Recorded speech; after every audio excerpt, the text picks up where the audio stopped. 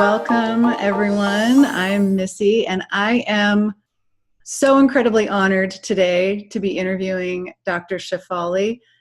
Probably a lot of you know who she is, but if you don't, I'll give you a little background here. So her blend of clinical psychology and Eastern mindfulness really sets her apart as a leader in the field of mindfulness psychology. She's an international speaker. She speaks at events around the globe, spreading her message of conscious parenting and mindful living. She also has a private practice where she consults with families and couples. And Oprah has endorsed her work as revolutionary and life-changing, which I absolutely will say that it is. Dr. Shefali's groundbreaking approach to mindful living and parenting has taken her books to the top of the New York Times bestsellers list. And she also offers, which is amazing, online courses that cover topics like anger, anxiety, purpose, meaning, relationships, and conscious health. And her newest online course, Free to Be, Dr. Shefali is going to be diving deep into conscious relationships. So Dr. Shefali, welcome. I'm so honored to be interviewing you today. And, relationships like that, relationships really kind of set the tone for what our experience here on earth is. So tell us, what is a conscious relationship? Yeah, I wanted to do this course and I've called it Free to Be, and it's actually starting on March 6th, tomorrow. If people are watching it on March 6th, then today. And the reason I wanted to do this course is because I've seen so many of us trapped in unconscious relationships, unable to be authentic. And I see this with women more than with men, because we women are emotionally connected beings. We are emotionally literate and articulate. So we are more prone to suffer in an unconscious relationship because we will be suppressing our authentic selves. Whereas, say, with a man, he may just not even be in touch with his emotional literacy or emotional authenticity. But we are in touch with it, but then we find ourselves playing roles, and because we've been conditioned in a particular way, mostly to be givers, mostly to self-sacrifice, mostly to serve others. And in this self-abnegation, in this nurturing of others before the self, we suppress our authentic voice and we suffer. And I think we're seeing a rise of the woman's voice now because we're tired of playing a role and tired of living behind a mask and tired of being the self-sacrificing, ever-giving person. It's okay to be that, but we somehow lost ourselves in that.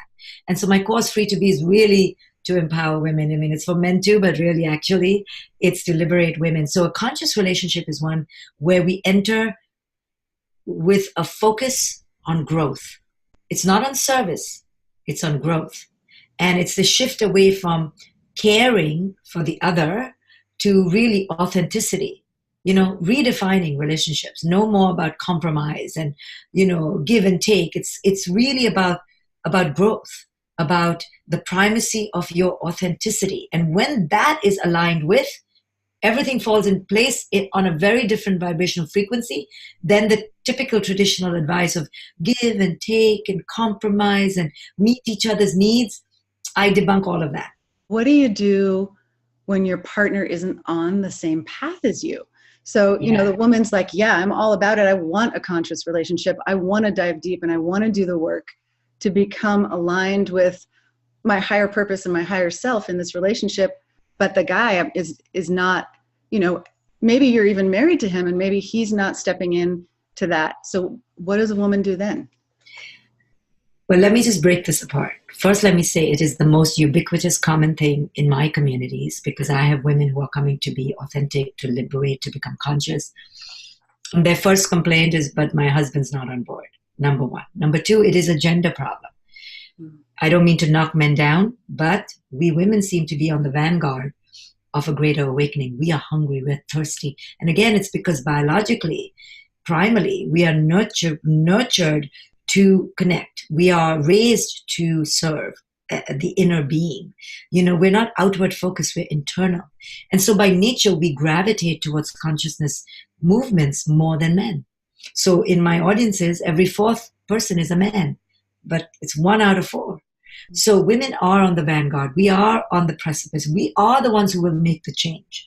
But we will suffer Because what do we do with our unconscious partners? What do we do with these men who are also conditioned, but they're conditioned differently? They're conditioned to look outward. What is a woman to do? Number three, the whole institution of marriage needs to be overhauled and looked at, because we enter partnerships in our late 20s, I'm being generous, or early 30s. And most of us, at least in our generation, definitely in our 20s, we're thinking the clock is ticking. So think about it. We enter these institutions, and the institution of marriage was predicated on property ownership and control of women and children. So we don't realize what we're entering into, because we're like all naive and in love, and the hormones are raging and the clock is ticking, and we don't know who we are. We're so clueless, right? So now we're bound to this person, and who's kind of possessive, and it's indicative of the institution that there's possession and control. I mean, it's a subliminal message of the institution. And because we're not awakened, we willingly walk into this, not realizing that we should have predicated the partnership on other fundamentals of growth, spiritual awareness, self-care, of raising consciousness, of elevating who it is we are, finding our truth. We didn't do all that. We were just like, sickness and in health, please be here forever, okay, be mine. And that's possession and control, right? We didn't found our marriage. We didn't base our marriage on growth. So now what? Now we're growing as women, and the other one isn't growing. Now we're misaligned. Well, I talk about this in my course, and how we can make empowered choices, and how not to be disheartened, and how to think about what our next step is. Because for different women, it'll be different things. Some women will learn to accept it because their children are too young and she doesn't have money. Some children will learn to change themselves. Some will try to change the other, and some will leave. It'll be a combination of all these things.